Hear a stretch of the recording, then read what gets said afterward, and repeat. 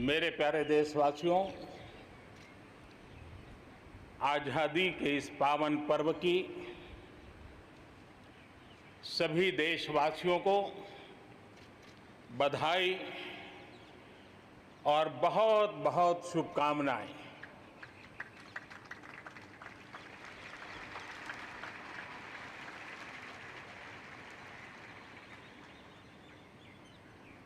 आज जो हम स्वतंत्र भारत में सांस ले रहे हैं, उसके पीछे मां भारती के लाखों बेटे बेटियों, उनका त्याग, उनका बलिदान और मां भारती को आजाद कराने के संकल्प के प्रति उनका समर्पण आज ऐसे सभी हमारे स्वातंत्र सेनानियों का, आज़ादी के वीरों का, नर बांकुरों का, वीर शहीदों का नमन करने का ये पर्व है।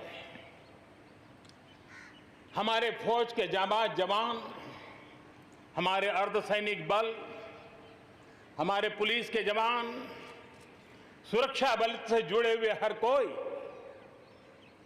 मां भारती के रक्षा में जुटे रहते हैं, सामान्य मानवीय की सुरक्षा में जुटे रहते हैं। आज उन सबको भी हृदयपूर्वक, आदरपूर्वक स्मरण करने का, उनके महान त्याग तपस्या को नमन करने का पर्व है। एक नाम और, श्री अरविंद घोष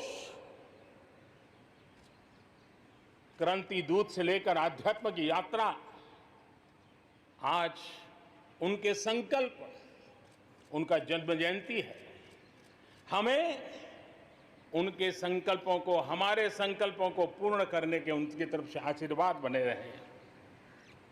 हम एक विशिष्ट परिस्थिति से गुजर रहे हैं। आज छोटे छोटे बालक मेरे सामने नजर नहीं आ रहे। भारत का उज्जवल भविष्य क्यों? कोरोना ने सबको रोका हुआ है। इस कोरोना के कालखंड में लक्षावधि कोरोना वॉरियर्स, चाहे डॉक्टर हो, नर्सिस हो, सफाई कर्मी हो, एम्बुलेंस चलाने वाले लोग हो, किस किस के नाम गिनाऊंगा।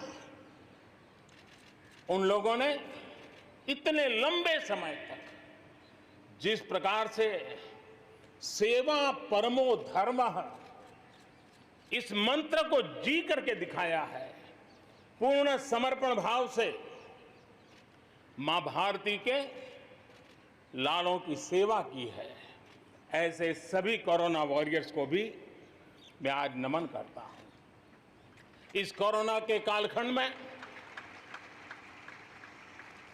अनेक हमारे भाई बहन इस कोरोना के संकट में प्रभावित हुए हैं। कई परिवार प्रभावित हुए हैं। कईयों ने अपनी जान भी गंवाई है। मैं ऐसे सभी परिवारों के प्रति अपनी संवेदनशीलता प्रकट करता हूं और इस कोरोना के खिलाफ मुझे विश्वास है 130 करोड़ देशवासियों की अदम्य इच्छा शक्ति, संकल्प शक्ति हमें उसमें भी विजय दिलाएगी और हम विजयी होके रहेंगे। मुझे विश्वास है कि पिछले दिनों भी हम एक प्रकार से अनेक संकटों से गुजर रहे। बाढ़ का प्रकोप, खास करके नॉर्थ ईस्ट, पूर्वी भारत, दक्षिण भारत, पश्चिमी भारत के कुछ इलाके, कहीं लैंडस्लाइड, अनेक दिक्कतों का सामना लोगों को करना पड़ा है। अनेक लोगों ने अपनी जान गंवाई है। मैं उन परिवारों के प्रति भी मेरी संवेदना व्यक्त करता हूं और राज्य सरकारों के साथ कंधे से कंधा मिलाकर के ऐसी संकट की घड़ी में हमेशा देश एक बनकर के, चाहे केंद्र सरकार हो, राज्य सरकार हो, हम मिलकर के तत्काल जितनी भी मदद पहुंचाने का प्रयास कर सकते हैं, सफलतापूर्वक कर रहे हैं। मेरे प्यारे देशवासियों, आजादी का पर्व हमारे लिए, ये स्वतंत्रता का पर्व आजादी के वीरों को याद कर करके नए संकल्पों की ऊर्जा का एक अवसर होता है। एक प्रकार से हमारे लिए ये नई प्रेरणा लेकर के आता है, नया उमंग, नया उत्साह लेकर के आता है। और इस बार तो हमारे लिए संकल्प करना बहुत आवश्यक भी है और बहुत शुभ अवसर भी है, क्योंकि अगला जब हम आजादी का पर्व मनाएंगे तब हम 75 वर्ष में प्रवेश करेंगे। ये अपने आप में एक बहुत बड़ा अवसर है और इसलिए आज आने वाले 2 साल के लिए बहुत बड़े संकल्प लेकर के हमें चलना है। 130 करोड़ देशवासियों को चलना है। आजादी के 75 वर्ष में जब प्रवेश करेंगे और आजादी के 75 वर्ष जब पूर्ण होंगे, हम हमारे संकल्पों की पूर्ति का एक महापर्व के रूप में उसको भी मनाएंगे। मेरे प्यारे देशवासियों, हमारे पूर्वजों ने अखंड एक निष्ठ तपस्या करके त्याग और बलिदान की उच्च भावनाओं को प्रस्तावित करते हुए हमें जिस प्रकार से आजादी दिलाई है, उन्होंने न्यौछावर कर दिया है। लेकिन हम ये बात न भूलें कि गुलामी के इतने लंबे कालखंड में कोई भी पल ऐसा नहीं था, कोई भी क्षेत्र ऐसा नहीं था कि जब आजादी की ललक न उठी हो, आजादी की इच्छा को लेकर के किसी ने प्रयास न किया हो, जंग न किया हो, त्याग न किया हो और एक प्रकार से जवानी जेलों में खपा दी, जीवन के सारे सपनों को फांसी के फंदों को चूम करके आहूत कर दिया। ऐसे वीरों को नमन करते हुए और फिर एक तरफ सशस्त्र क्रांति का दौर, दूसरी तरफ जन आंदोलन का दौर, पूज्य बापू के नेतृत्व में राष्ट्र जागरण के साथ जन आंदोलन की एक धारा ने आजादी के आंदोलन को एक नई ऊर्जा दी और हम आजादी के पर्व को आज मना पा रहे हैं। इस आजादी के जंग में भारत की आत्मा को कुचलने के भी निरंतर प्रयास हुए हैं, अनगिनत प्रयास हुए हैं। भारत को अपनी संस्कृति, परंपरा, रीत रिवाज, इन सब से उखाड़ फेंकने के लिए क्या कुछ नहीं हुआ। वो कालखंड था, सैकड़ों सालों का कालखंड था। शाम दाम दंड भेद सब कुछ अपने चरम पर था और कुछ लोग तो ये मान के चलते थे कि हम तो यावत चंद्र दिवाकरो यहां पर राज करने के लिए आए हैं। लेकिन आजादी की ललक ने उनके सारे मंसूबों को जमीन दोस्त कर दिया। उनकी सोच थी कि इतना बड़ा विशाल देश, अनेक राजे रजवाड़े, भांति भांति की बोलियां, पहनवेश, खान पान, अनेक भाषाएं, इतनी विविधताओं के कारण बिखरा हुआ देश कभी एक होकर के आजादी का जंग लड़ नहीं सकता है। लेकिन इस देश की प्राण शक्ति वो पहचान नहीं पाए।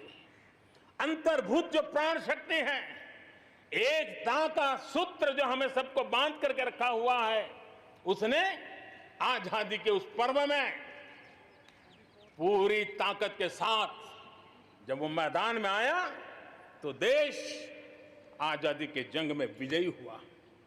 हम ये भी जानते हैं कि वो कालखंड था विस्तारवाद की सोच वालों ने दुनिया में जहां भी फैल सकते के फैलने का प्रयास किया, अपने झंडे गाड़ने की कोशिश की, लेकिन भारत का आजादी का आंदोलन दुनिया के अंदर भी एक प्रेरणा का पुंज बन गया, दिव्य स्तंभ बन गया और दुनिया में भी आजादी की ललक जगी। और जो लोग विस्तारवाद के अंधी दौड़ में लगे हुए थे, अपने झंडे गाड़ने में लगे थे, उन्होंने अपने इस मंसूबों को, विस्तारवाद के मंसूबों को पार करने के लिए दुनिया को दो महाविश्व युद्ध में झोंक दिया, मानवता को तहस नहस कर दिया, जिंदगियां तबाह कर दी, दुनिया को तबाह कर दिया। लेकिन ऐसे कालखंड में भी, युद्ध की विभीषिका के बीच भी भारत ने अपनी आजादी की ललक को नहीं छोड़ा, न कमी आने दी, न नमी आने दी। देश बलिदान करने की जरूरत पड़ी, बलिदान देता रहा, कष्ट झेलने की जरूरत पड़ी, कष्ट झेलता रहा, जन आंदोलन खड़ा करने की जरूरत पड़ी, जन आंदोलन खड़ा करता रहा। और भारत की ये लड़ाई ने दुनिया में आजादी के लिए एक माहौल बना दिया।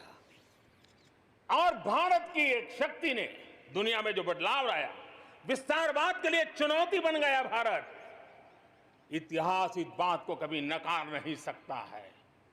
इतिहास इस बात को नहीं।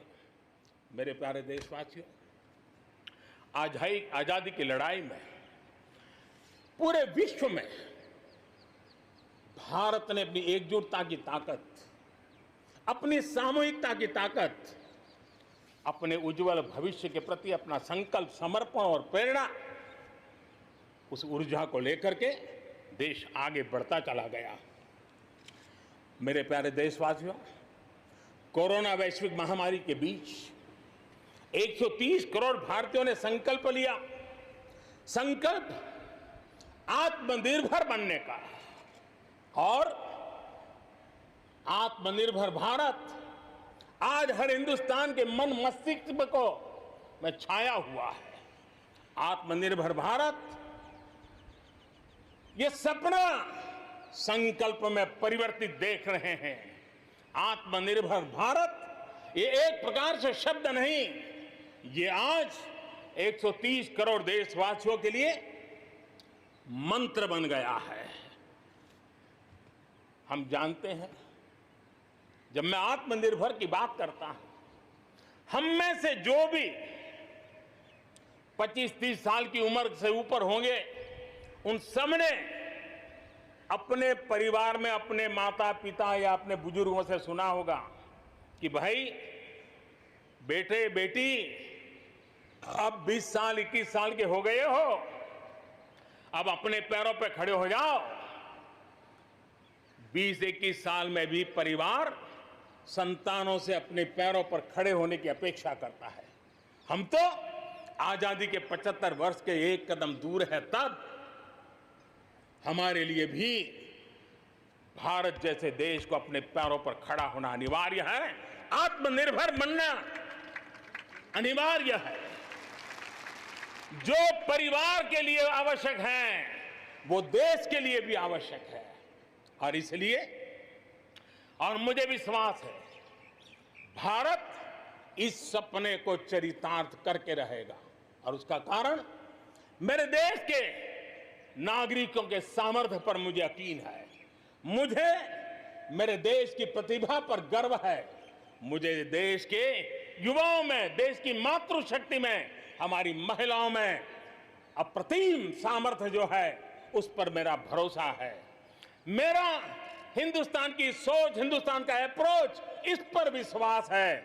और इतिहास गवाह है कि भारत एक बार ठान लेता है तो भारत करके रहता है। और इसी के कारण जब हम आत्मनिर्भर की बात करते हैं तो दुनिया को भी उत्सुकता भी है, भारत से अपेक्षा भी है। और इसलिए हमें उस अपेक्षा को पूर्ण करने के लिए अपने आप को योग्य बनाना बहुत आवश्यक है। हमें अपने आप को तैयार करना बहुत आवश्यक है। भारत के चिंतन में भारत जैसे विशाल देश, भारत युवा शक्ति से भरा हुआ देश, आत्मनिर्भर भारत की पहली शर्त होती है आत्मविश्वास से भरा हुआ भारत। उसकी यही नींव होती है और यही विकास को नई गति, नई ऊर्जा देने का सामर्थ्य रहती है। भारत विश्व एक परिवार के संस्कारों से पला बड़ा हुआ है। अगर वेद कहते थे वसुधैव कुटुंबकम, तो विनोबा जी कहते थे जय जगत। और इसलिए हमारे लिए विश्व एक परिवार है। और इसलिए आर्थिक विकास भी हो, लेकिन साथ साथ मानव और मानवता का भी केंद्र स्थान होना चाहिए, इसका महत्व होना चाहिए। उसी को लेकर के हम चलते हैं। आज दुनिया इंटरकनेक्टेड है, आज दुनिया इंटरडिपेंडेंट है और इसलिए समय की मांग है कि विश्व अर्थव्यवस्था में भारत जैसे विशाल देश का योगदान बढ़ना चाहिए। विश्व कल्याण के लिए भी ये भारत का कर्तव्य है और भारत को अपना योगदान बढ़ाना है तो भारत को स्वयं को सशक्त होना होगा, भारत को आत्मनिर्भर होना होगा। हमें जग कल्याण के लिए भी अपने आप को सामर्थ्यवान बनाना ही पड़ेगा। और जब हमारी जड़ें मजबूत होगी, हमारा अपना सामर्थ्य होगा, तो हम दुनिया का भी कल्याण करने की दिशा में कदम उठा सकते हैं। हमारे देश में अथाक प्राकृतिक संपदा है, क्या कुछ नहीं है। आज समय की मांग है कि हमारे इन प्राकृतिक संसाधनों में हम वैल्यू एडिशन करें, हम हमारे मानव संपदा में मूल्य वृद्धि करें, नई ऊंचाइयों पर ले जाएं। और हम देश में कब तक कच्चा माल विदेश भेजते रहेंगे, रॉ मटेरियल कब तक दुनिया में भेजते रहेंगे। और देखिए तो रॉ मटेरियल दुनिया में भेजना और फिनिश गुड को दुनिया से वापस लाना, ये खेल कब तक चलेगा। और इसलिए हमें आत्मनिर्भर बनना होगा। हमारी हर शक्ति पर वैश्विक आवश्यकताओं के अनुसार मूल्य वृद्धि करना है, ये हमारा दायित्व है।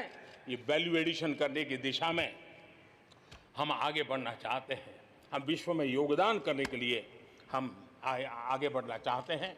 विश्व में हम कुछ न कुछ, उसी प्रकार से कृषि क्षेत्र, एक समय था जब हम बाहर से गेहूं मंगवा करके अपना पेट भरते थे, लेकिन हमारे देश के किसानों ने वो कमाल करके दिखा दिया। आत्मनिर्भर भारत आज कृषि क्षेत्र में बना है।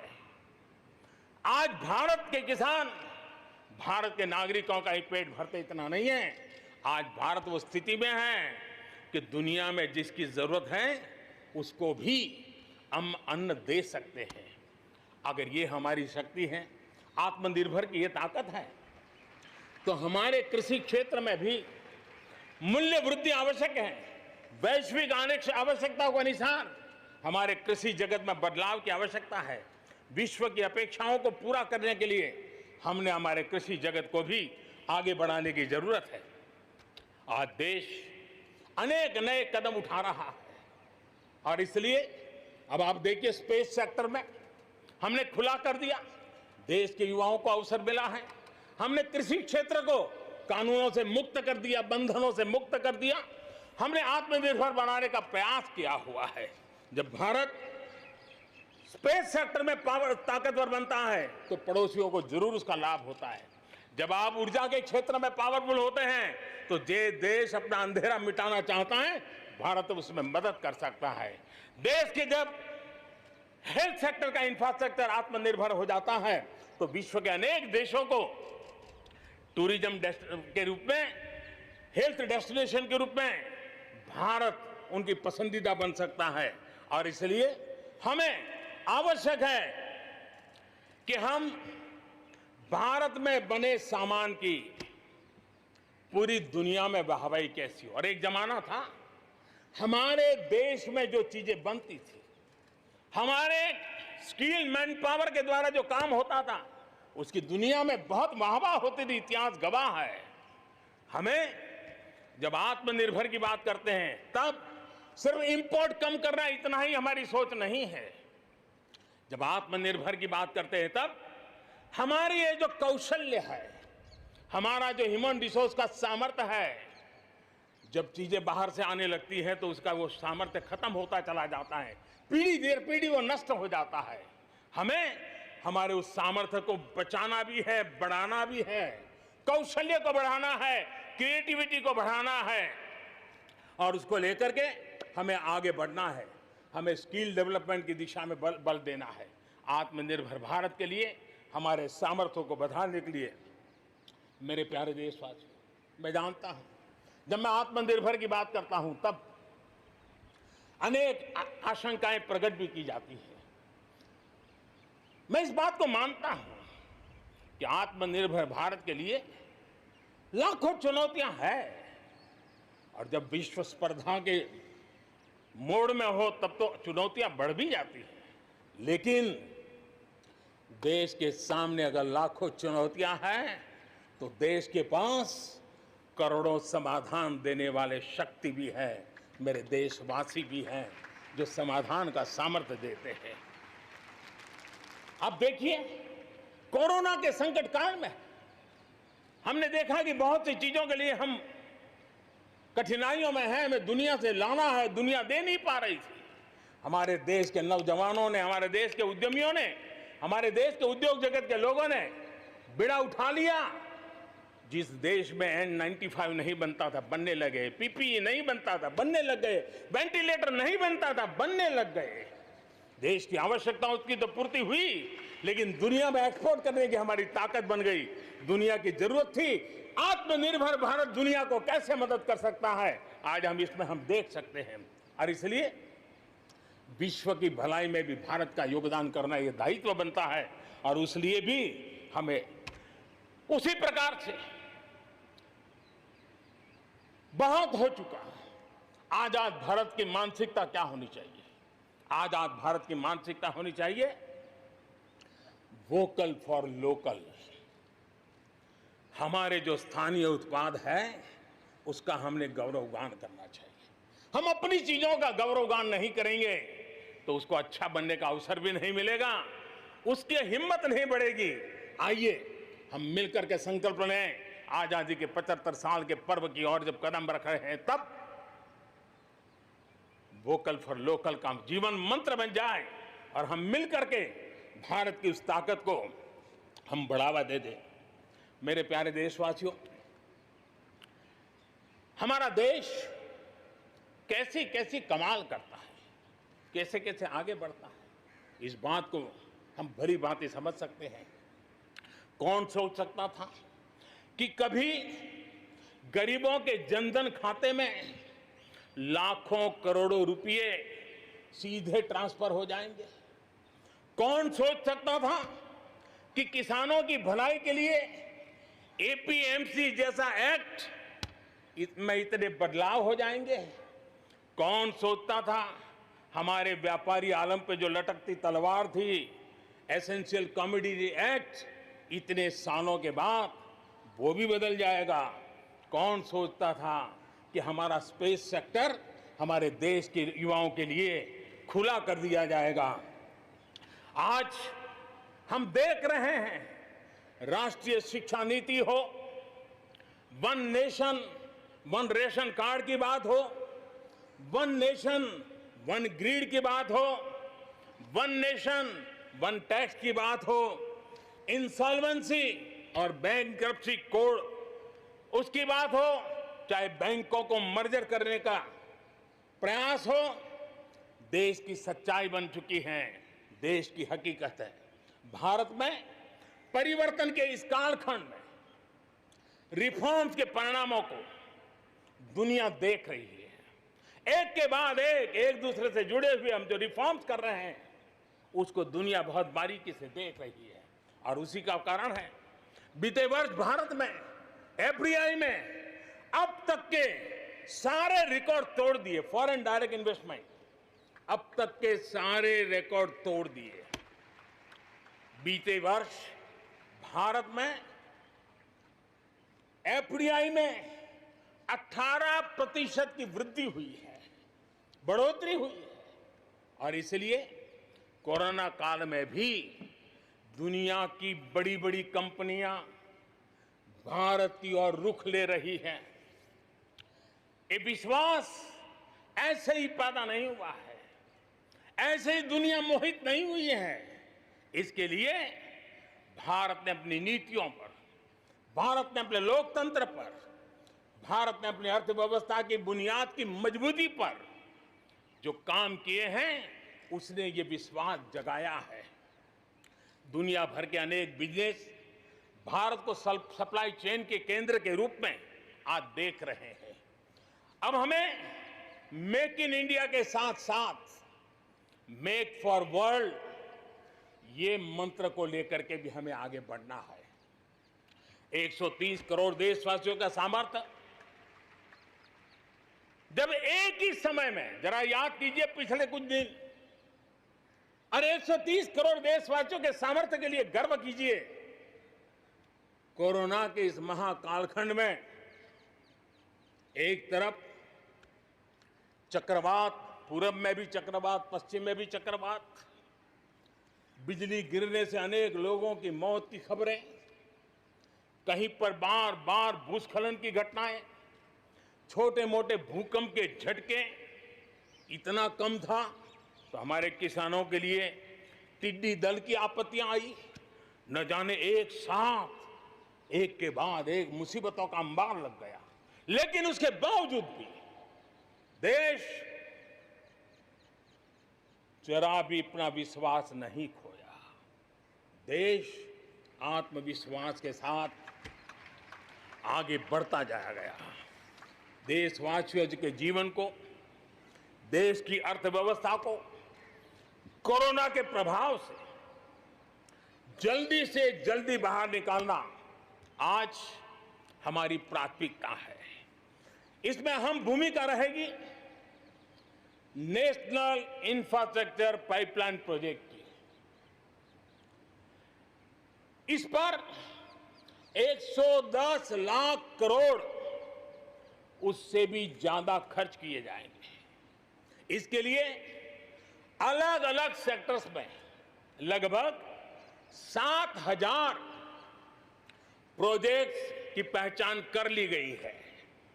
इससे देश के ओवरऑल इंफ्रास्ट्रक्चर डेवलपमेंट को एक नई दिशा भी मिलेगी, एक नई गति भी मिलेगी।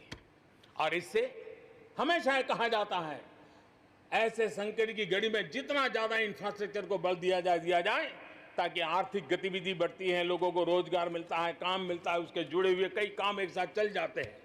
छोटे बड़े उद्योग, किसान, हर मध्यम वर्ग को इसका बहुत लाभ होता है।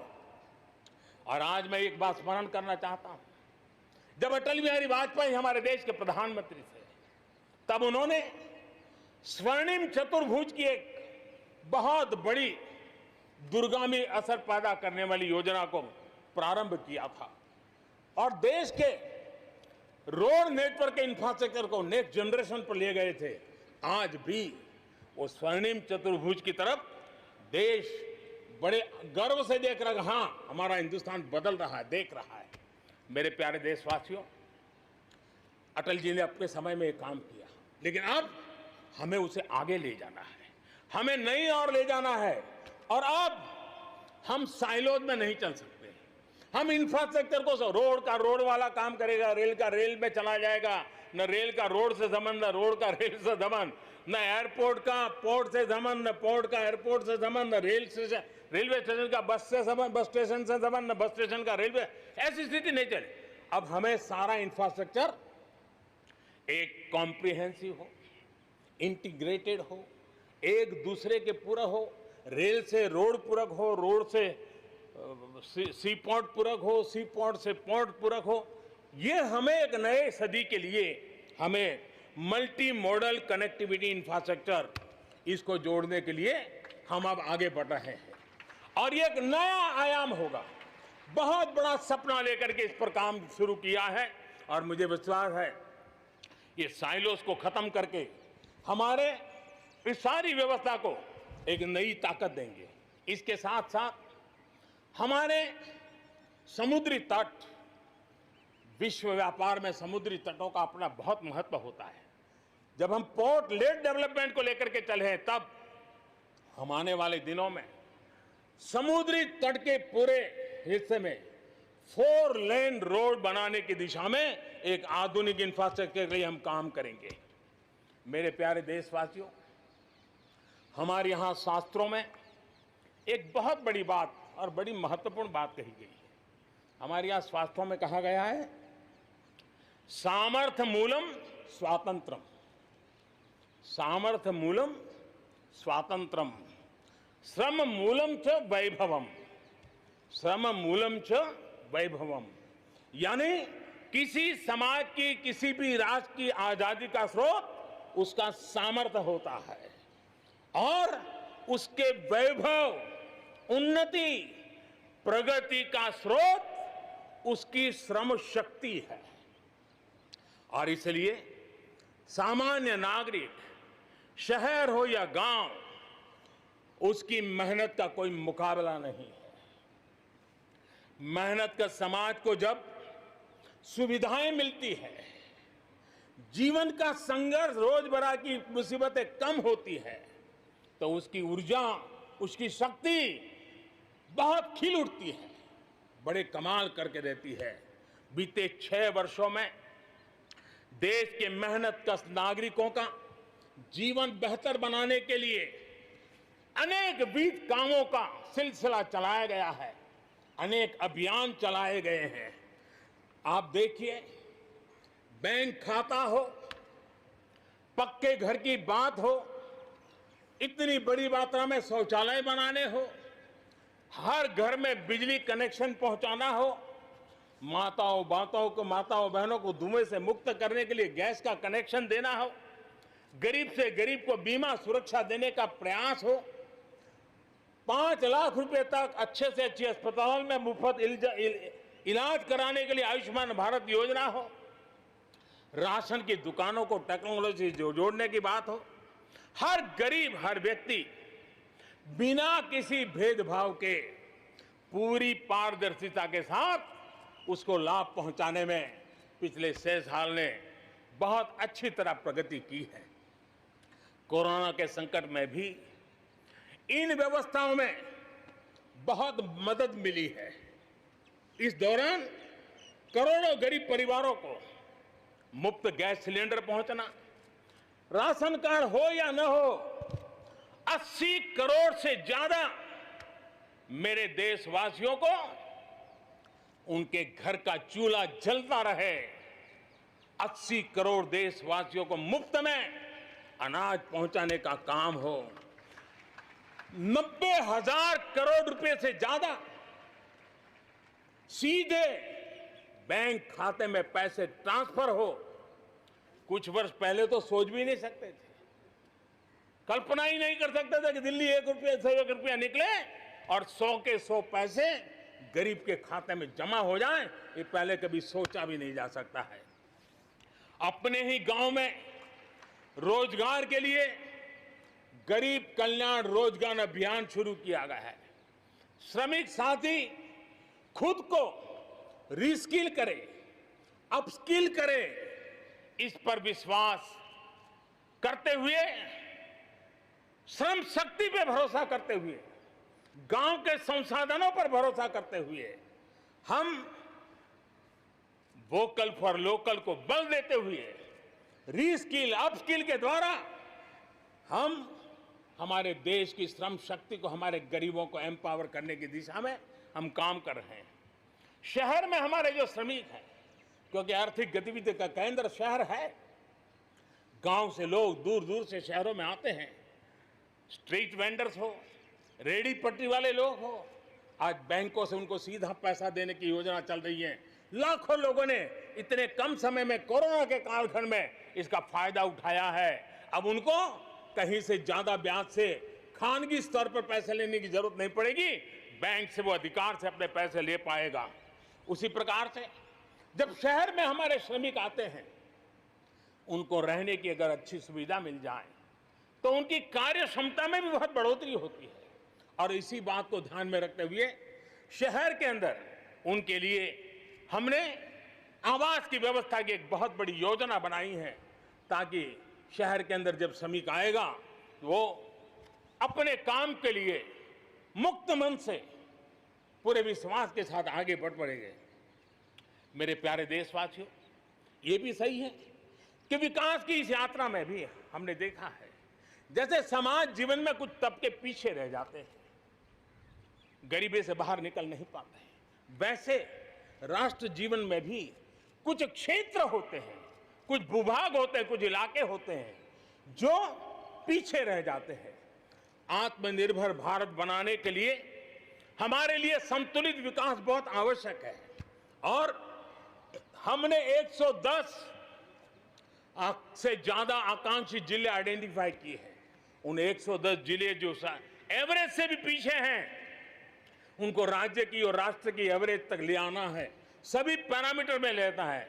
वहां के लोगों को बेहतर शिक्षा मिले, वहां के लोगों को बेहतर स्वास्थ्य सुविधाएं मिले, वहां के लोगों को रोजगार के स्थानीय अवसर पैदा हो, और उसके लिए लगातार हमने इन 110 जिले जो हमारी विकास यात्रा में कहीं पीछे छूट गए हैं, उनको आगे ले जाने के लिए प्रयास कर रहे हैं।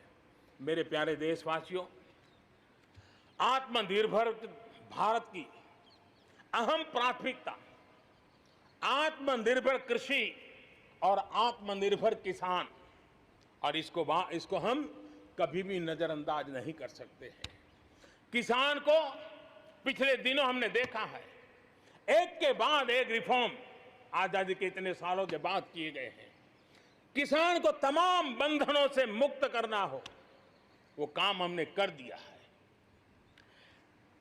आप सोच नहीं सकते होंगे, हमारे देश में आप अगर साबुन बनाते हैं, हिंदुस्तान के कोने में जाके साबुन बेच सकते हैं। आप अगर कपड़ा बनाते हैं, हिंदुस्तान के किसी कोने में जाके कपड़ा बेच सकते हैं। आप चीनी बनाएं, आप चीनी बेच सकते हैं। लेकिन मेरा किसान, बहुत लोगों को पता नहीं होगा, मेरे देश का किसान जो उत्पादन करता था, न वो अपनी मर्जी से बेच सकता था, न अपनी मर्जी से जहां बेचना चाहता था वहां बेच सकता था। उसके लिए जो दायरा तय किया था वहीं बेचना पड़ता था। उस सारे बंधनों को हमने खत्म कर दिया है। अब हिंदुस्तान का किसान उस आजादी की सांस को ले पाएगा, ताकि वो हिंदुस्तान के किसी में भी, दुनिया के किसी भी कोने में अपना माल बेचना चाहता है, वो अपने टर्म्स पर बेच पाएगा। इस बात को हमने किसान की आय को बढ़ाने के लिए अनेक वैकल्पिक चीजों को भी बल दिया है। उसके किसानी में इनपुट कॉस्ट कैसे कम हो, सोलार पंप, उसको डीजल पंप से मुक्ति कैसे दिला दे, अन्नदाता ऊर्जादाता कैसे बने, मधुमक्खी पालन हो, फिशरीज हो, पोल्ट्री हो, ऐसे अनेक चीजें उसके साथ जुड़ जाएं, ताकि उसकी आय दोगुना हो जाए। उस दिशा में हम लगातार काम कर रहे हैं। आज समय की मांग है, हमारा कृषि क्षेत्र आधुनिक बने, मूल्य वृद्धि हो, वैल्यू एडिशन हो, फूड प्रोसेसिंग हो, पैकेजिंग की व्यवस्था हो, उसको संभालने की व्यवस्था हो, और इसलिए अच्छे इंफ्रास्ट्रक्चर की जरूरत है।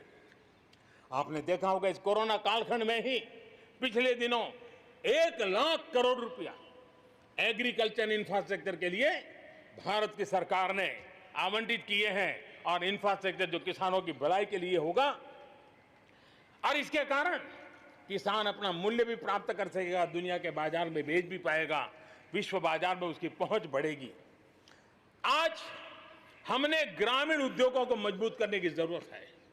ग्रामीण क्षेत्रों में विशिष्ट प्रकार से आर्थिक क्लस्टर बनाने जाएंगे।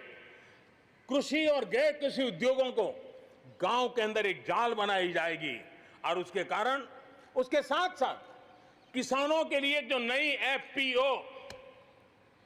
हमने बनाने का, किसान उत्पादक संघ बनाने का जो हमने कोशिश की है, वो अपने आप में एक बहुत बड़ा इकोनॉमिकल एम्पावरमेंट का काम करेगा।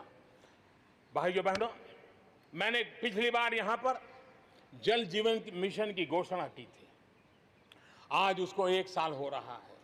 मैं आज गर्व से कह सकता हूं कि जो हमने सपना लिया है कि पीने का शुद्ध जल, नल से जल हमारे देशवासियों को मिलना चाहिए। स्वास्थ्य की समस्याओं का समाधान भी शुद्ध पीने के जल से जुड़ा हुआ होता है। अर्थव्यवस्था में भी उसका बहुत बड़ा योगदान होता है और उसको लेकर के जल जीवन मिशन शुरू किया। आज मुझे संतोष है कि प्रतिदिन हम 1 लाख से ज्यादा घरों में, हर दिन 1 लाख से ज्यादा घरों में जल पहुंचा रहे हैं, पाइप से जल पहुंचा रहे हैं। और पिछले 1 साल में 2 करोड़ परिवारों तक हम जल पहुंचाने में यशस्वी हुए हैं। और विशेष करके जंगलों में दूर दूर रहने वाले हमारे आदिवासियों के घरों तक ये पहुंचाने का काम, बड़ा अभियान चला है। और मुझे खुशी है कि आज जल जीवन मिशन ने देश में एक तंदुरुस्त स्पर्धा का माहौल बनाया है। जिले जिले के बीच में तंदुरुस्त स्पर्धा हो रही है, नगर नगर के बीच में तंदुरुस्त स्पर्धा हो रही है, राज्य राज्य के बीच में तंदुरुस्त स्पर्धा हो रही है। हर किसी को लग रहा है कि प्रधानमंत्री का जल जीवन मिशन का जो सपना है उसको हम जल्दी से जल्दी अपने क्षेत्र में पूरा करेंगे। कोऑपरेटिव कॉम्पिटिटिव फेडरलिज्म को एक नई ताकत इस जल जीवन मिशन के साथ जुड़ गई है और उसके साथ भी हम आगे बढ़ रहे हैं।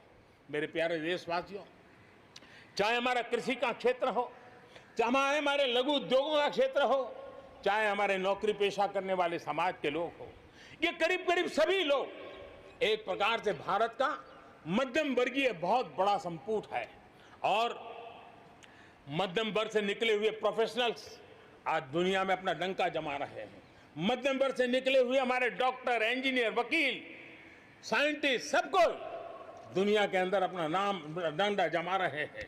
और इसलिए ये बात तय है कि मध्यम वर्ग को जितने अवसर मिलते हैं वो अनेक गुना ताकत के साथ उभर करके आते हैं। और इसलिए मध्यम वर्ग को सरकारी दखलंदाजी से मुक्ति चाहिए। मध्यम वर्ग को अनेक विध नए अवसर चाहिए, उसको खुला मैदान होना चाहिए। और हमारी सरकार लगातार मध्यम वर्ग के इन सपनों को पूरा करने के लिए काम कर रही है। मध्यम वर्ग मिरेकल करने की ताकत रखता है। ईज ऑफ लिविंग, इसका सबसे बड़ा लाभ किसी को होना है तो मेरे मध्यम वर्गीय परिवारों को होना है। सस्ते इंटरनेट की बात हो, चाहे सस्ते स्मार्टफोन की बात हो, या उड़ान के तहत हवाई जहाज की टिकटें बहुत मिनिमम हो जाने की बात हो, या हमारे हाईवेज हो, इंफॉर्मेशन वेज हो, ये सारी चीजें मध्यम वर्ग की ताकत को बढ़ाने वाली है। आज आपने देखा होगा मध्यम वर्ग में जो गरीबी से बाहर निकला है उसका पहला सपना होता है अपना घर होना चाहिए। वो एक बराबरी की जिंदगी जाना चाहता है। देश में बहुत बड़ा काम हमने ईएमआई के क्षेत्र में किया और उसके कारण होम लोन सस्ते हुए। और जब एक घर के लिए लोन लेता है तो लोन पूरी करते करते करीब 6 लाख रुपया कि उसको छूट मिल जाती है। यह इतना ही नहीं, पिछले दिनों ध्यान में आया कि बहुत गरीब मध्यम वर्ग के परिवारों ने पैसे लगाए हुए हैं, लेकिन योजनाएं पूरी न होने के कारण खुद का घर मिल नहीं रहा है, किराया भरना पड़ रहा है। भारत सरकार ने 25,000 करोड़ रुपया का विशिष्ट फंड बना करके ये जो आधे अधूरे घर हैं उनको पूरा करके मध्यम वर्गीय परिवारों को घर मिल जाए, उसके लिए हमने अब कदम उठाया है। जीएसटी में बहुत तेजी से टैक्सेशन कम हुआ है, इनकम टैक्स कम हुआ है। आज मिनिमम उस प्रकार के व्यवस्थाओं के साथ हम देश को आगे बढ़ाने का प्रयास कर रहे हैं। कोऑपरेटिव बैंकों को आरबीआई से जोड़ना, ये अपने आप में मध्यम वर्गीय परिवारों के पैसों को सुरक्षित रखने की गारंटी इसके साथ जुड़ी हुई है। एमएसएमई सेक्टर में जो रिफॉर्म्स हुए हैं, एग्रीकल्चर सेक्टर में जो रिफॉर्म्स हुए हैं, इसका सीधा सीधा लाभ हमारे मध्यम वर्गीय मेहनतकश परिवारों को जाने वाला है। और उसके कारण हजारों करोड़ रुपए के स्पेशल फंड आज जो हमारे व्यापारी बंधुओं को, हमारे में लघु उद्योगकारों को हम दे रहे हैं, उनको इसका लाभ मिलने वाला है। आम भारतीय की शक्ति, उसकी ऊर्जा आत्मनिर्भर भारत अभियान का एक बहुत बड़ा आधार है। इस ताकत को बनाए रखने के लिए हर स्तर पर निरंतर काम जारी है। मेरे प्यारे देशवासियों, आत्मनिर्भर भारत के निर्माण में, आधुनिक भारत के निर्माण में, नए भारत के निर्माण में, समृद्ध और खुशहाल भारत के निर्माण में देश की शिक्षा का बहुत बड़ा महत्व है। इसी सोच के साथ देश को 3 दशक के बाद नई राष्ट्रीय शिक्षा नीति देने में हम आज यशस्वी हुए हैं और हिंदुस्तान के हर कोने में इसकी स्वागत के समाचार एक नई ऊर्जा, नए विश्वास दे रहे हैं। ये शिक्षा, ये राष्ट्रीय शिक्षा नीति हमारे विद्यार्थियों को जड़ से जोड़ेगी, लेकिन साथ साथ उसको एक ग्लोबल सिटीजन बनाने का भी पूरा सामर्थ्य देगी। वो जड़ों से जुड़ा होगा, लेकिन उसका सर आसमान की ऊंचाइयों को छूता होगा। आज आपने देखा होगा राष्ट्रीय शिक्षा नीति में एक विशेष बल दिया गया है नेशनल रिसर्च फाउंडेशन का, क्योंकि देश को प्रगति करने के लिए इनोवेशन बहुत आवश्यक होता है। इनोवेशन को जितना बल मिलेगा, रिसर्च को जितना बल मिलेगा, उतना ही देश को आगे ले जाने में और कॉम्पिटिटिव वर्ल्ड के अंदर आगे बढ़ने में बहुत ताकत मिलेगी। आपने सोचा होगा, क्या कभी इतना तेजी से गांव तक ऑनलाइन क्लासेस का इतना माहौल बन जाएगा? कभी कभी आफत में भी कुछ ऐसी चीजें उभर करके आ जाती हैं, नई ताकत दे देती हैं। और इसलिए आपने देखा होगा कोरोना काल में ऑनलाइन क्लासेस एक प्रकार से कल्चर बन गया है। आप देखिए ऑनलाइन डिजिटल ट्रांजैक्शन वो भी कैसे बढ़ रहे हैं। भीम यूपीआई गत 1 महीने में, यानी किसी को भी गर्व होगा कि भारत जैसे देश में यूपीआई भीम के द्वारा गत 1 महीने में 3 लाख करोड़ रुपए का ट्रांजैक्शन हुआ है। अपने आप में हम किस प्रकार से बदली हुई स्थितियों को स्वीकार करने लगे हैं, ये इसका नमूना है। आप देखते हैं 2014 से पहले हमारे देश में 5 दर्जन पंचायतों में ऑप्टिकल फाइबर था। गत 5 वर्ष में 1.5 लाख ग्राम पंचायतों तक ऑप्टिकल फाइबर नेटवर्क पहुंच चुका है, जो आज इतना मदद कर रहा है। सभी पंचायतों में पहुंचने के लक्ष्य के साथ हमने काम शुरू किया था। जो 1 लाख पंचायतें बाकी हैं, वहां भी तेजी से काम चल रहा है, लेकिन बदली पड़ी हुई परिस्थिति में गांव की भी डिजिटल इंडिया में भागीदारी अनिवार्य बन गई है। गांव के लोगों को भी इस प्रकार की ऑनलाइन सुविधाओं की जरूरत बढ़ गई है।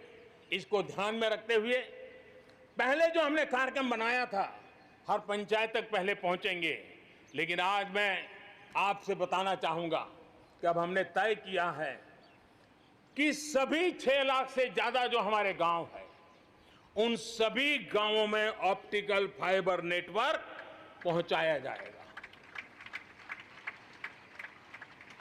जरूरत बदली है तो हमने प्रायोरिटी भी बदली है।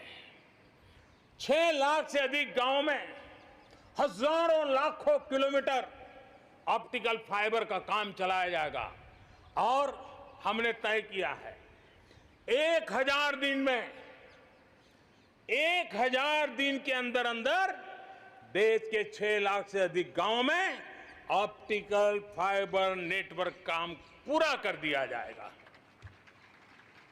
बदलती हुई टेक्नोलॉजी में साइबर स्पेस, ये हमारी निर्भरता बढ़ती ही जाने वाली है। लेकिन साइबर स्पेस में खतरे भी जुड़े हुए होते हैं, भली भांति दुनिया इससे अब परिचित है, और इनसे देश के सामाजिक ताने बाने, हमारी अर्थव्यवस्था और हमारे देश के विकास पर भी खतरे पैदा करने का ये आसान मार्ग बन सकता है। और इसलिए भारत इसमें बहुत सचेत है, भारत बहुत सतर्क है और इन खतरों का सामना करने के लिए फैसले ले रहा है, इतना ही नहीं, नई व्यवस्थाएं भी लगातार विकसित की जा रही है। बहुत ही अल्प समय में नई साइबर सुरक्षा रणनीति, इसका एक पूरा खाका देश के सामने आएगा। आने वाले समय में सब इकाइयों को जोड़ करके हम इस साइबर सिक्योरिटी के अंदर सबको एक साथ चलना पड़ेगा। उसके लिए आगे बढ़ने की रणनीति बनाएंगे। मेरे प्यारे देशवासियों, भारत में महिला शक्ति को जब जब भी अवसर मिले, उन्होंने देश का नाम रोशन किया, देश को मजबूती दी है। महिलाओं को स्वरोजगार और रोजगार के समान अवसर देने के लिए आज देश प्रतिबद्ध है। आज भारत में महिलाएं अंडरग्राउंड कोयले की खदान में काम कर रही हैं, तो आज मेरे देश की बेटियां फाइटर प्लेन भी उड़ा करके आसमान की बुलंदियों को चूम रही है। आज भारत दुनिया के उन देशों में है जहां नौसेना और वायुसेना में महिलाओं को कॉम्बैट रोल में शामिल किया जा रहा है। गर्भवती महिलाओं को सैलरी के साथ 6 महीने की छुट्टी देने का फैसले की बात हो। हमारे देश की महिलाएं जो 3 तलाक के कारण पीड़ित रहती थी, वैसी हमारी मुस्लिम बहनों को मुक्ति दिलाने, आजादी दिलाने का काम हो। महिलाओं के आर्थिक सशक्तिकरण की बात हो। 40 करोड़ जो जनधन खाते खोले गए हैं, उसमें 22 करोड़ खाते हमारी बहनों के हैं। कोरोना काल में करीब 30,000 करोड़ रुपए इन बहनों के खाते में जमा कर दिए गए हैं। मुद्रा लोन 25 करोड़ के करीब मुद्रा लोन दिए गए, उसमें 70% मुद्रा लोन लेने वाली हमारी माताएं बहनें हैं। प्रधानमंत्री आवास योजना के तहत जो खुद का घर मिल रहा है, उसमें अधिकतम रजिस्ट्री भी महिलाओं के नाम हो रही है। मेरे प्यारे देशवासियों, गरीब बहन बेटियों की बेहतर स्वास्थ्य की भी चिंता यह सरकार लगातार कर रही है। हमने जन औषधि केंद्र के अंदर 1 रुपये में सैनिटरी पैड पहुंचाने के लिए एक बहुत बड़ा काम किया। 6,000 जन औषधि केंद्रों में पिछले कुछ थोड़े से समय में ही करीब 5 करोड़ से ज्यादा सैनिटरी पैड हमारी इन गरीब महिलाओं तक पहुंच चुके हैं। बेटियों में कुपोषण खत्म हो, उनकी शादी की सही आयु क्या हो, इसके लिए हमने कमेटियां बना की रचना की है। उसका रिपोर्ट आते ही बेटियों की शादी की उम्र के बारे में भी उचित फैसले लिए जाएंगे। मेरे प्यारे देशवासियों, इस कोरोना के सेक्टर में कालखंड में हेल्थ सेक्टर की तरफ ध्यान जाना बहुत स्वाभाविक है, और इसलिए आत्मनिर्भर की सबसे बड़ी सीख हमें हेल्थ सेक्टर ने इस संकट के काल में सिखा दी है, और उस लक्ष्य में प्राप्त करने के लिए हमें आगे भी बढ़ना है। अब देखिए, कोरोना के समय, उसके पूर्व हमारे देश में सिर्फ एक लैब थी टेस्टिंग के लिए।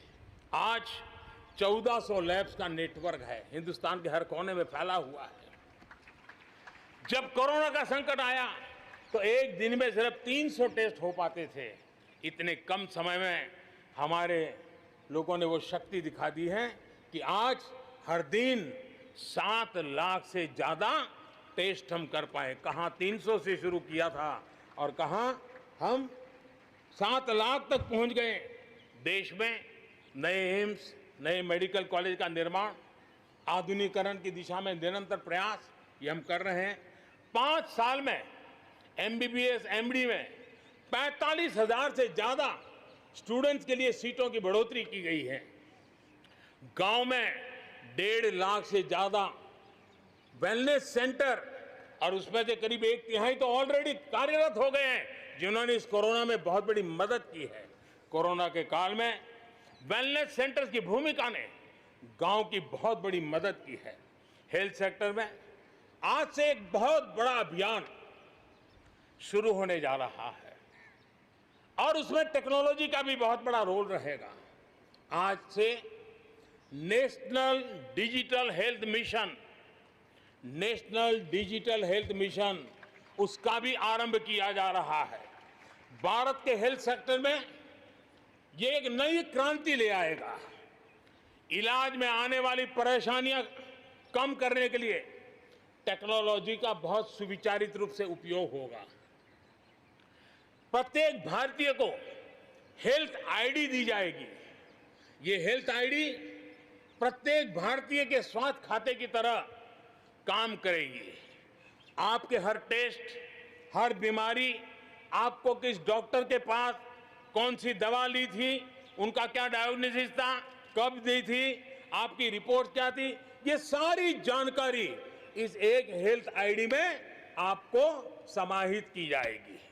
डॉक्टर से अपॉइंटमेंट हो, पैसा जमा करना हो, अस्पताल में पर्ची बनवाने की भागदौड़ हो, तमाम दिक्कतें नेशनल डिजिटल हेल्थ मिशन के माध्यम से अनेक मुसीबतों से मुक्ति मिलेगी और उत्तम स्वास्थ्य के लिए हमारा कोई भी नागरिक सही फैसले कर पाएगा।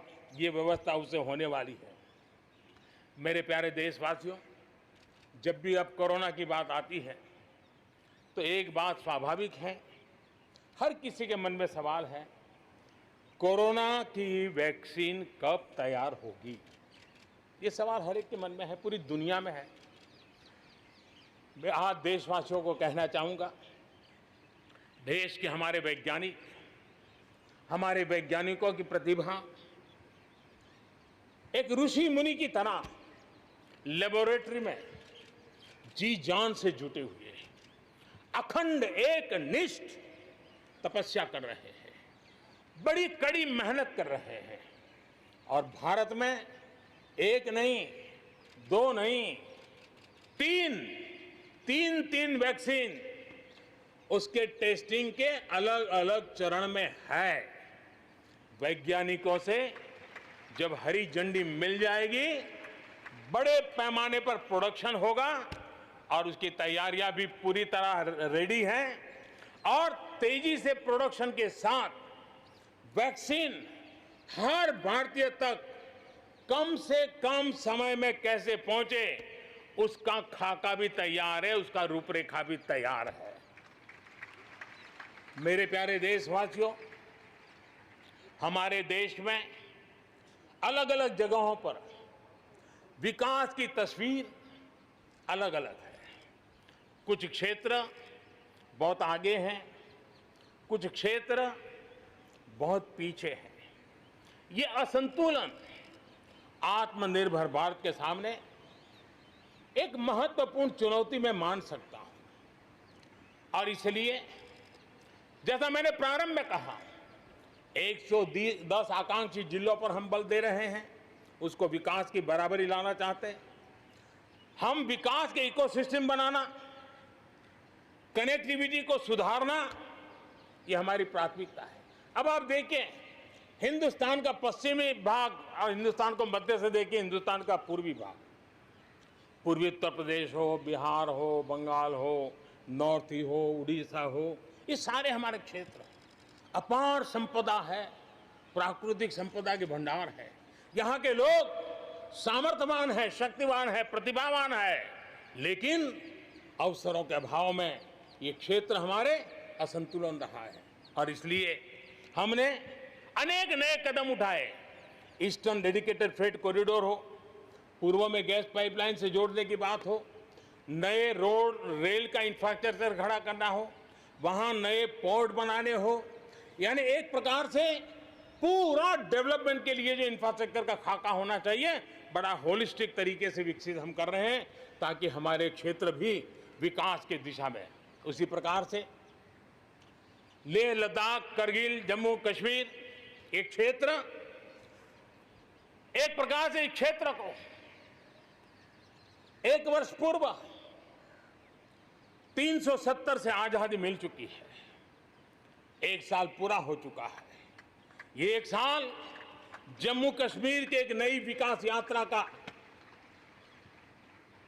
बड़ा महत्वपूर्ण पड़ाव है। ये 1 साल वहां महिलाओं को, दलितों को मूलभूत अधिकारों को दिल देने वाला कालखंड रहा है। ये हमारे शरणार्थियों को गरिमापूर्ण जीवन का भी एक साल रहा है। विकास का लाभ गांव और गरीब तक पहुंचाने के लिए बैक टू विलेजेस जैसे विशेष अभियान चलाए जा रहे हैं। आयुष्मान योजना को बेहतरीन तरीके से आज जम्मू कश्मीर लद्दाख के क्षेत्र में उपयोग किया जा रहा है। मेरे प्यारे देशवासियों, लोकतंत्र की मजबूती, लोकतंत्र की सच्ची ताकत हमारी चुनी हुई स्थानीय इकाइयों में है। हम सभी के लिए गर्व की बात है कि जम्मू कश्मीर में स्थानीय इकाइयों के जनप्रतिनिधि सक्रियता और संवेदनशीलता के साथ विकास के नए युग को आगे बढ़ा रहे हैं। मैं उनके वहीं के सभी पंच सरपंचों को हृदय से बहुत बहुत बधाई देता हूं विकास यात्रा में उनकी सक्रिय भागीदारी के लिए। जम्मू कश्मीर में डिलिमिटेशन की प्रक्रिया चल रही है। सुप्रीम कोर्ट के निवृत्त न्यायमूर्ति के नेतृत्व में डिलिमिटेशन का काम चल रहा है और जल्दी से डिलिमिटेशन का काम पूरा होते ही भविष्य में वहां चुनाव हो, जम्मू कश्मीर के एमएलए हो, जम्मू कश्मीर के मंत्रीगण हो, जम्मू कश्मीर के मुख्यमंत्रीगण हो, नई ऊर्जा के साथ विकास के मार्ग पर आगे बढ़ें। इसके लिए देश प्रतिबद्ध भी है और प्रयासरत भी है। लद्दाख को केंद्र शासित प्रदेश बना करके बरसों पुरानी जो उनकी मांग थी, उनकी आकांक्षा थी, उस आकांक्षा को हमने पूर्ण करने का, उनको सम्मानित करने का एक बहुत बड़ा काम किया है। हिमालय की ऊंचाइयों में बसा लद्दाख विकास के नए शिखर की ओर आगे बढ़ रहा है। अब सेंट्रल यूनिवर्सिटी वहां पर बन रही है, नए रिसर्च सेंटर बन रहे हैं, होटल मैनेजमेंट के कोर्सेज वहां चल रहे हैं। बिजली के लिए 7,500 मेगावाट के सोलर पार्क के निर्माण की योजना बन रही है। लेकिन मेरे प्यारे देशवासियों, लद्दाख की कई विशेषता हैं। उन विशेषताओं को हमें संभालना भी है, संवारना भी है। और जैसे सिक्किम ने, हमारे नॉर्थ ईस्ट में सिक्किम ने अपनी एक ऑर्गेनिक स्टेट की पहचान बनाई है, वैसे ही लद्दाख, लेह, करगिल, ये पूरा क्षेत्र हमारे देश के लिए कार्बन न्यूट्रल इकाई के रूप में उसकी पहचान बना सकता है। और इसके लिए भारत सरकार वहां के नागरिकों के साथ मिलकर के एक नमूना रूप, प्रेरणा रूप कार्बन न्यूट्रल और वो भी विकास का मॉडल, वहां की आवश्यकताओं की पूर्ति वाला मॉडल, उस दिशा में हम आगे बढ़ रहे हैं। मेरे प्यारे देशवासियों, भारत ने दिखाया है कि पर्यावरण के साथ संतुलन रखते हुए भी तेज विकास संभव है। आज भारत वन वर्ल्ड, वन सन, वन ग्रिड के विजन के साथ पूरी दुनिया में को खास करके सूर्य ऊर्जा के क्षेत्र में प्रेरित कर रहा है।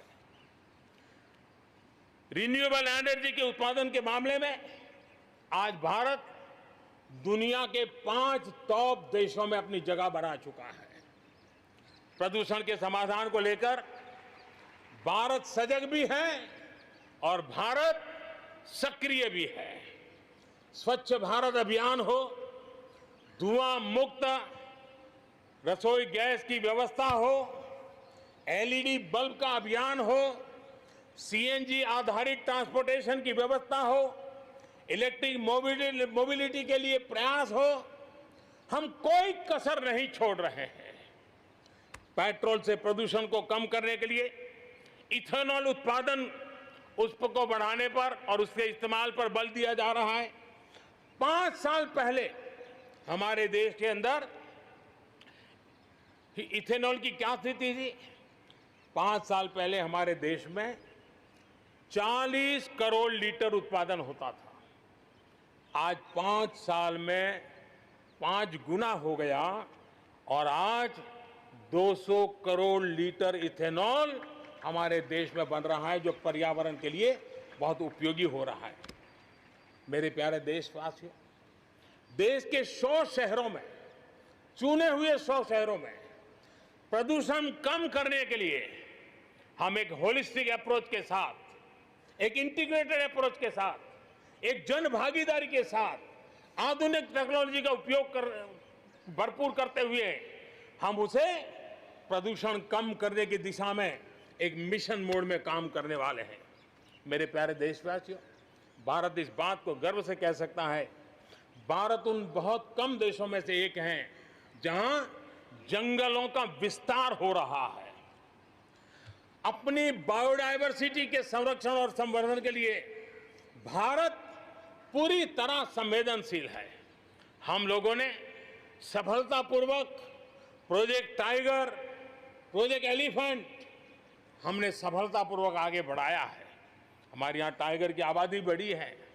अब आने वाले दिनों में एशियाटिक लायन, प्रोजेक्ट लायन की शुरुआत हो रही है और उसमें प्रोजेक्ट लायन भारतीय शहरों की रक्षा, सुरक्षा, आवश्यक इंफ्रास्ट्रक्चर और विशेष करके उनके लिए जो आवश्यक होता है स्पेशल प्रकार का हेल्थ इंफ्रास्ट्रक्चर, उस पर भी काम किया जाएगा और प्रोजेक्ट लाइन पर बल दिया जाएगा। साथ ही एक और काम को भी हम बढ़ावा देना चाहते हैं और वो है प्रोजेक्ट डॉल्फिन चलाया जाएगा। नदियों में, समंदर में रहने वाली दोनों तरह की डॉल्फिन्स पर हम फोकस करेंगे। इससे बायोडायवर्सिटी को भी बल मिलेगा और रोजगार के अवसर भी मिलेंगे। ये टूरिज्म के आकर्षण का भी केंद्र होता है, तो इस दिशा में भी हम आगे बढ़ने वाले हैं। मेरे प्यारे देशवासियों, जब हम एक असाधारण लक्ष्य को लेकर के असाधारण यात्रा पर निकलते हैं तो रास्ते में चुनौतियों की भरमार होती है और चुनौतियां भी असामान्य होती है। इतनी आपदाओं के बीच ही सीमा पर भी देश के सामर्थ्य को चुनौती देने के दुष्प्रयास हुए हैं, लेकिन एलओसी से लेकर एलएसी तक देश की संप्रभुता पर जिस किसी ने आंख उठाई, देश की सेना ने, हमारे वीर जवानों ने उसका उसी की भाषा में जवाब दिया है।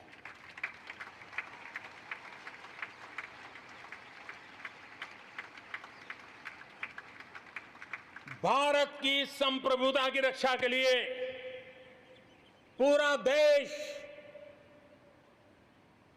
एक जोश से भरा हुआ है, संकल्प से प्रेरित है और सामर्थ्य पर अटूट श्रद्धा के साथ आगे बढ़ रहा है। इस संकल्प के लिए हमारे वीर जवान क्या कर सकते हैं, देश क्या कर सकता है, ये लद्दाख में दुनिया ने देख लिया है।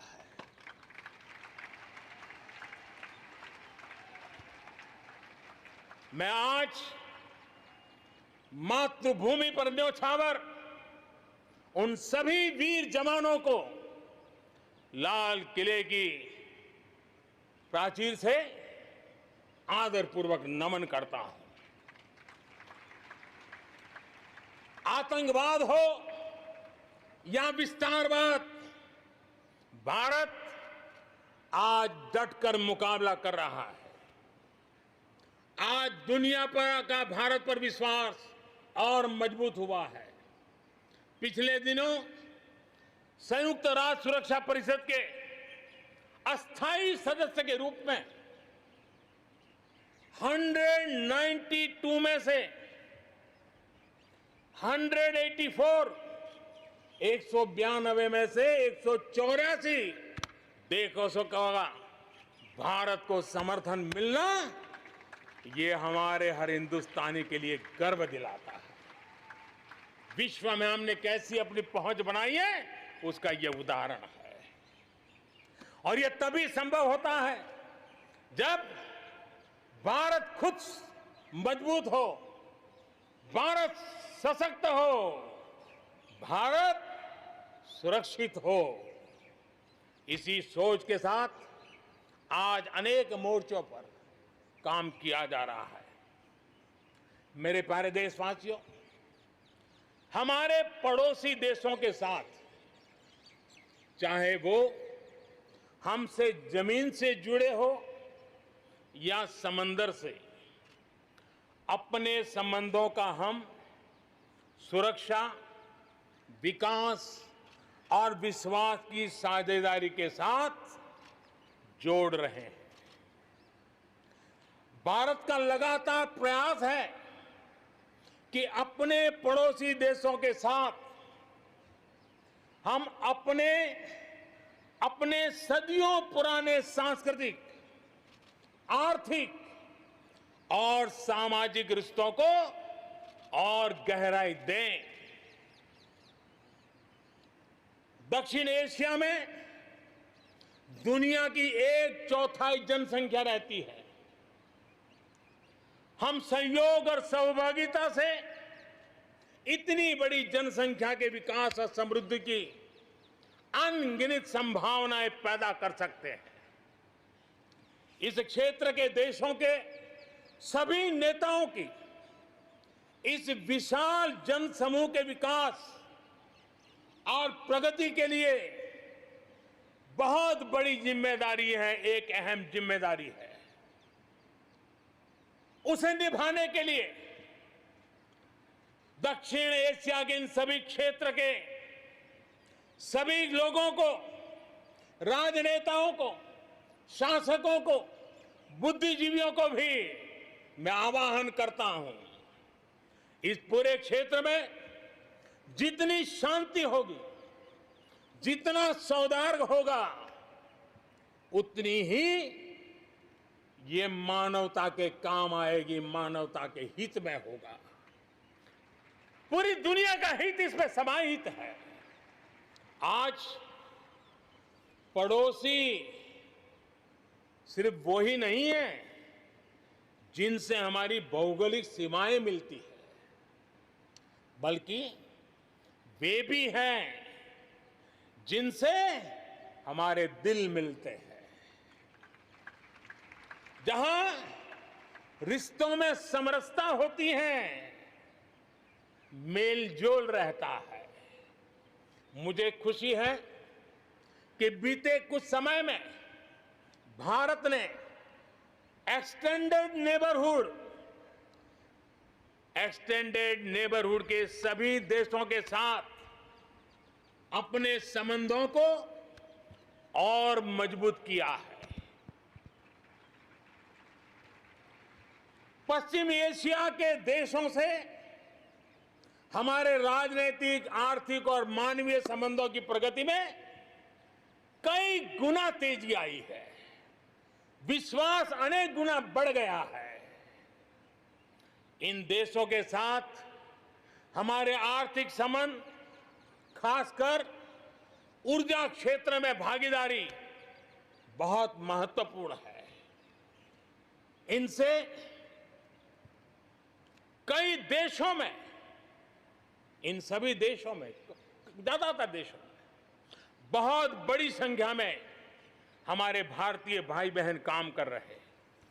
जिस प्रकार इन देशों ने कोरोना के संकट के समय भारतीयों की मदद की, भारत सरकार के अनुरोध का सम्मान किया, उसके लिए भारत उन सभी देशों का आभारी है और मैं अपना आभार प्रकट करना चाहता हूं। इस प्रकार हमारे पूर्व के आसियान देश, जो हमारे मैरीटाइम पड़ोसी भी हैं, वो भी हमारे लिए बहुत विशेष महत्व रखते हैं। इनके साथ भारत का हजारों वर्ष पुराना धार्मिक और सांस्कृतिक संबंध है। बौद्ध धर्म की परंपराएं हमें उनसे जोड़ती है। आज भारत इन देशों के साथ सिर्फ सुरक्षा क्षेत्र में नहीं, बल्कि समुद्री संपदा के क्षेत्र में भी सहयोग बढ़ा रहा है। मेरे प्यारे देशवासियों, भारत के जितने प्रयास शांति और सौहार्द के लिए है, उतनी ही प्रतिबद्धता अपनी सुरक्षा और अपनी सेनाओं को सशक्त करने के लिए भी है। रक्षा उत्पादन में आत्मनिर्भर भारत के लिए बड़े कदम उठाए गए हैं। हाल ही में 100 से ज्यादा सैन्य उपकरणों के आयात पर हमने रोक लगा दी है। मिसाइलों से लेकर के हल्के युद्धक हेलीकॉप्टरों तक, असॉल्ट राइफल से लेकर ट्रांसपोर्ट एयरक्राफ्ट तक, सभी मेक इन इंडिया हो गए। अपना तेजस भी अपनी तेजी और अपनी ताकत दिखाने के लिए आधुनिक जरूरतों के हिसाब से तैयार हो रहा है। देश की सुरक्षा में हमारे बॉर्डर और कोस्टल इंफ्रास्ट्रक्चर की बहुत बड़ी भूमिका है। आज हिमालय की चोटियां हो या हिंद महासागर के द्वीप, हर दिशा में कनेक्टिविटी के विस्तार पर जोर दिया जा रहा है। लद्दाख से लेकर के अरुणाचल प्रदेश तक बड़े पैमाने पर हमारे देश की सुरक्षा को ध्यान में रखते हुए नई सड़कें तैयार की गई हैं। देश में, मेरे प्यारे देशवासियों, हमारा इतना बड़ा समुद्र तट है, लेकिन साथ साथ हमारे पास 1300 से ज्यादा आइलैंड्स हैं। कुछ चुनिंदा आइलैंड के महत्व को देखते हुए तेजी से विकसित करने पर हम आगे बढ़ रहे हैं। आपने देखा होगा, पिछले सप्ताह 5 दिन पहले अंडमान निकोबार में submarine optical fibre cable project का लोकार्पण हुआ। अंडमान निकोबार को भी चेन्नई और दिल्ली जैसी इंटरनेट सुविधा अब उपलब्ध होगी। अब हम आगे लक्षद्वीप को भी इसी तरह जोड़ने के लिए काम को आगे बढ़ाने वाले हैं। अगले 1000 दिन में लक्षद्वीप को भी तेज इंटरनेट की सुविधा से जोड़ने का हमने लक्ष्य रखा है।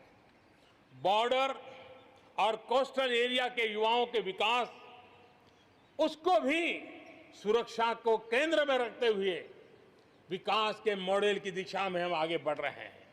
और उसमें एक कदम, एक बड़ा अभियान हम शुरू कर रहे हैं।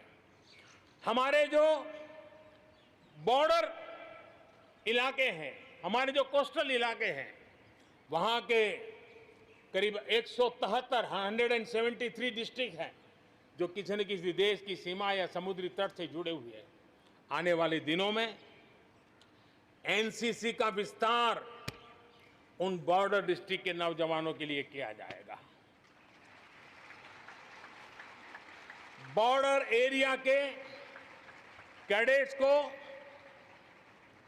हम करीब 1 लाख नए एनसीसी के कैडेट तैयार करेंगे और उसमें 1/3 हमारी बेटियां हो, ये भी प्रयास रहेगा। बॉर्डर एरिया के कैडेट्स को सेना प्रशिक्षित करेगी। कोस्टल एरिया के जो कैडेट्स हैं उनको नेवी के लोग प्रशिक्षित करेंगे और जहां एयरबेस है वहां के कैडेट को एयरफोर्स की तरफ से ट्रेनिंग दी जाएगी। बॉर्डर और कोस्टल एरिया को आपदाओं से निपटने के लिए एक ट्रेन्ड मैन पावर मिलेगा। युवाओं को आर्म फोर्सेस में कैरियर बनाने के लिए जरूरी स्किल भी मिलेगी। मेरे प्यारे देशवासियों, पिछले वर्ष लाल किले से मैंने कहा था, बीते 5 साल आवश्यकताओं की पूर्ति और अगले 5 साल आकांक्षाओं की पूर्ति के हैं। बीते 1 साल में ही देश ने बड़े और महत्वपूर्ण फैसलों के पड़ाव को पार कर लिया है। गांधी 150 पर भारत ने गांवों को खुद को खुले में शौच से मुक्त किया है। आस्था की वजह से प्रताड़ित शरणार्थियों को नागरिकता देने का कानून, दलितों, पिछड़ों, ओबीसी के लिए, एससी, एसटी, ओबीसी के लिए आरक्षण के अधिकार को बढ़ाने की बात हो, असम और त्रिपुरा में ऐतिहासिक शांति समझौता हो, फौज की सामूहिक शक्ति को और प्रभावी बनाने के लिए चीफ ऑफ डिफेंस स्टाफ की नियुक्ति हो, करतारपुर साहिब कॉरिडोर का रिकॉर्ड समय में निर्माण हो, देश ने इतिहास बनाया, इतिहास बदले देखा, असाधारण काम करके दिखाया। 10 दिन पूर्व अयोध्या में भगवान राम के भव्य मंदिर का निर्माण शुरू हुआ। राम जन्मभूमि के सदियों पुराने विषय का शांतिपूर्ण समाधान हो चुका है। देश के लोगों ने जिस संयम के साथ और समझदारी के साथ आचरण किया है, व्यवहार किया है, यह अभूतपूर्व है और भविष्य के लिए हमारे लिए प्रेरणा का कारण है। शांति, एकता और सद्भावना, यही तो आत्मनिर्भर भारत की ताकत बनने वाली है। यही मेलजोल, यही सद्भाव भारत के उज्जवल भविष्य की गारंटी है। इसी सद्भाव के साथ हमें आगे बढ़ना है। विकास में के इस महायज्ञ में हर हिंदुस्तानी को अपनी कुछ न कुछ आहुति देनी है। इस दशक में भारत नई नीति और नई रीति के साथ ही आगे बढ़ेगा। जब साधारण से काम नहीं चलेगा, अब होती है चलती का वक्त अब चला गया। हमें दुनिया में किसी से कम नहीं, हम सबसे ऊपर रहने का प्रयास करेंगे और इसलिए हम सर्वश्रेष्ठ उत्पादन, सर्वश्रेष्ठ ह्यूमन रिसोर्सेज, सर्वश्रेष्ठ गवर्नेंस, हर चीज में सर्वश्रेष्ठ के लक्ष्य को लेकर के आजादी के 75 साल के लिए हमें आगे बढ़ना है। हमारी पॉलिसीज, हमारे प्रोसेस, हमारे प्रोडक्ट्स, सब कुछ उत्तम से उत्तम हो, बेस्ट हो, तभी एक भारत श्रेष्ठ भारत की परिकल्पना साकार होगी। आज हमें फिर से संकल्प लेने की जरूरत है। ये संकल्प आजादी के लिए बलिदान देने वालों के सपनों को पूरा करने का हो। ये संकल्प 130 करोड़ देशवासियों के लिए हो। ये संकल्प हमारी आने वाली पीढ़ियों के लिए हो, उनके उज्जवल भविष्य के लिए हो। ये संकल्प आत्मनिर्भर भारत के लिए हो। हमें शपथ लेनी होगी, हमें प्रतिज्ञा करनी होगी। हम आयात को कम से कम करने की दिशा में योगदान करेंगे। हम अपने लघु उद्योगों को सशक्त करेंगे। हम सब लोकल के लिए वोकल बनेंगे और हम ज्यादा इनोवेट करेंगे। हम एम्पावर करेंगे अपने युवाओं को, महिलाओं को, आदिवासियों को, दिव्यांगों को, दलितों को, गरीबों को, गांव को, पिछड़ों को, हर किसी को।